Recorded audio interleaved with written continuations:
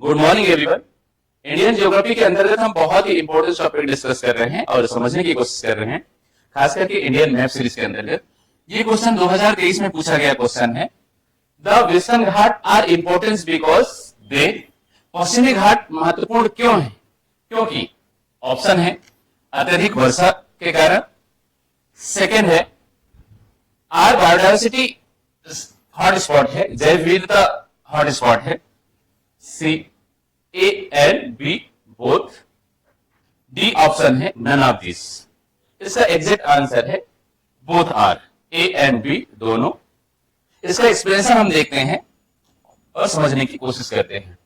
India इस तरीके से ये भारत है और भारत के उत्तर में विशाल हिमालय पर्वत दिखाई देती है। ठीक है, ये यहाँ पे कभी कभी 33 सागर हुआ करता था और ये इंडियन पेनिनसुला है, इंडियन प्लेट है ये प्रायद्वीपीय भारत। और प्रायद्वीपीय भारत के जो पूर्व है, पूर्व में बे ऑफ बंगाल है, जबकि प्रायद्वीपीय भारत के दक्षिण में इंडियन ओशन और पश्चिम पे अरेबियन सी, अरब सागर है। और भारत तीनों तरफ से समुद्र से घिरी हुई है, तीनों तरफ से समुद्र से घिरी हुई है। लेकिन जो वेस्टर्न घाट है इंपॉर्टेंस क्यों है? क्योंकि गुजरात की जो सूरत से लेकर इस तरीके से केरल तक ऊंची ऊंची पर्वत श्रृंखलाएं हैं पश्चिमी घाट, जबकि पूर्वी घाट अपेक्षाकृत कम ऊंची ऊंची पर्वत श्रृंखलाएं हैं। यहाँ पे कटी छोटी छोटी पर्वत श्रृंखलाएं हैं, जबकि यहाँ पे लगातार जो है लंबी पर्वत श्रृंखला है। हिमालय के बाद दूसरी सबसे लंबी पर्वत श्रृंखला है इस तरीके से। और इसका मुख्य रीजन है एक किनारा का होना, कगार का होना।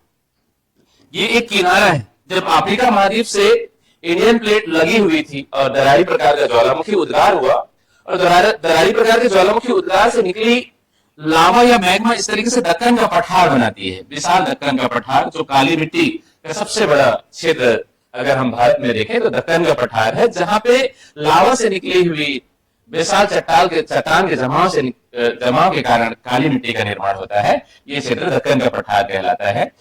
और ये वाला जो भाग है ये वेस्टर्न घाट है, पूर्वी घाट पश्चिमी घाट है। और पश्चिमी घाट एक किनारा है, एक कगार है। जब दो प्लेट आपस में टूटती है, ये टूटने के कारण ये किनारा जो बनना है, इसी को जो है क्या कहा जाता है, वेस्टर्न घाट के नाम से जाना जाता है। और जून जुलाई के महीने में भारत में अत्यधिक उच्च ताप होती है, वैक्यूम्स क्रिएट होता है। उस वैक्यूम्स क्रिएट को भरने के लिए मेडागास्कर, अफ्रीका महाद्वीप के पास मेडागास्कर द्वीप है, मेडागास्कर द्वीप के पास अत्यधिक कौन सा दाब क्षेत्र क्रिएट होता है? उच्च दाब क्षेत्र क्रिएट होता है। और हवाएं मेडागास्कर से चलना शुरू करती है और साथ ही साथ हिंद महासागर में पर्याप्त मात्रा में नमी ग्रहण कर लेती है, क्योंकि ये हिंद महासागर से गुजरते हुए दक्षिणी पश्चिमी मानसूनी हवाएं प्रवेश करती है भारत में। और भारत में लगभग 1 जून को दक्षिणी पश्चिमी मानसूनी हवाएं प्रवेश करती है। जैसे ही प्रवेश करती है, इन हवाओं को विशाल पर्वत से टकराना है।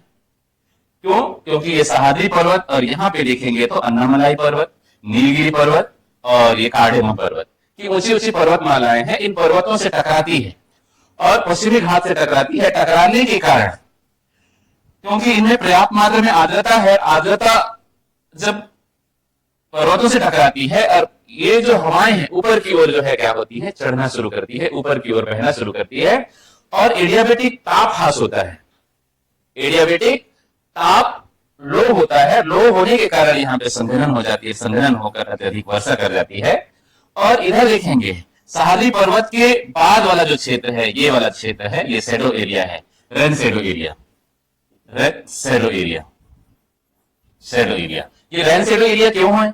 क्योंकि एडियाबेटिक ताप वृद्धि हो जाती है, हवाएं शुष्क हो जाती है, और शुष्क होने के कारण जब पर्वत से क्रॉस करती है और इस क्षेत्र में वर्षा नहीं कर पाती, इसीलिए यह वाला क्षेत्र जो है क्या है, रेन शैडो एरिया है। जबकि ये वाला जो क्षेत्र है ये क्या है, अत्यधिक वर्षा होती है। लगभग 300 सेंटीमीटर से अधिक वर्षा प्रतिवर्ष दर्ज की जाती है, वार्षिक वर्षा दर्ज की जाती है 300 से अधिक। इसीलिए यहाँ पे सदाबहार वन पाए जाते हैं। कौन से वन पाए जाते हैं? सदाबहार वन पाए जाते हैं। और ये सदाबहार वन समृद्ध बायोडायवर्सिटी के लिए जाना जाता है, हॉट स्पॉट के लिए जाना जाता है। और यहीं पे अगर आप देखेंगे केरल, कर्नाटका, गोवा और महाराष्ट्र, इन क्षेत्रों में अत्यधिक वर्षा होती है।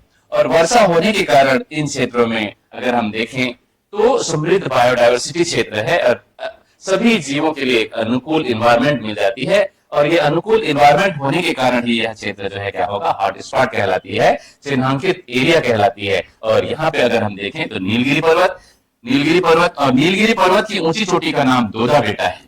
क्या है? दोदा बेटा। और दोदा बेटा की जो ऊंचाई है 2637 मीटर, जो दक्षिण भारत की दूसरी सबसे ऊंची चोटी है। जबकि इधर देखेंगे तो अन्नामलाई पर्वत है। कौन सी पर्वत है? अन्नामलाई। और अन्नामलाई पर्वत की ऊंची चोटी का नाम जो है अनाईमुड़ी है। अनाईमुड़ी। और अनाईमुदी या अनाईमुड़ी, जिसकी ऊंचाई 2695 मीटर है, जो दक्षिण भारत की सबसे ऊंची चोटी है। अब इस तरीके से ऊंची ऊंची पर्वतमालाएं मिलेंगी, ऊंची ऊंची पर्वत शिखर मिलेगी, तो जाहिर सी बात है यहाँ पे क्या होगा, हॉट स्पॉट भी बनेगा और अत्यधिक वर्षा होती है। दक्षिण पश्चिमी मानसूनी हवाएं इन क्षेत्रों में अत्यधिक वर्षा कर देती है। और यहीं पे केरल में अगर हम देखें तो साइलेंट वैली है। साइलेंट वैली, ये जो साइलेंट वैली है, ये अत्यधिक किसके लिए जाना जाता है?